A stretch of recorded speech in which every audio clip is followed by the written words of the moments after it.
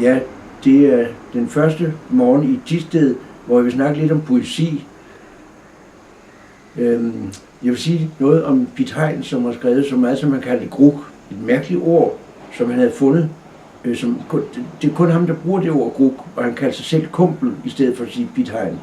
Men han kom ind i forfatterforeningen, kan jeg huske engang, hvor han så på os. Jeg tror, vi var 3-4 stykker. Jeg kan huske, det var i hvert fald Claus Rifbjerg og Panduro og Halvdan Rasmussen og nogle stykker til.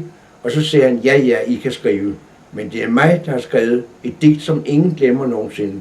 Det lyder bare sådan her. Lille kat, lille kat, lille kat på vejen.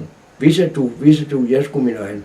Og så sagde han, og det tog mig et par minutter at skrive det. Og Tom Christensen, den store lyriker, har engang sagt, jeg vil give min højre arm for at skrive det. Så vil jeg altid sige, hvem har skrevet det dejlige digt? Det har Tom Christensen. Det er altså mig, der har skrevet det, og det kan I andre ikke gøre. Så sagde Halvdan, der ikke kan lide nogen prater. Han sagde, det kan vi da alle sammen. Nå, værsgo, papir og blyant, kan du skrive det? Og så spurgte jeg senere, Halvdan, havde du for? Nej, det var spontant.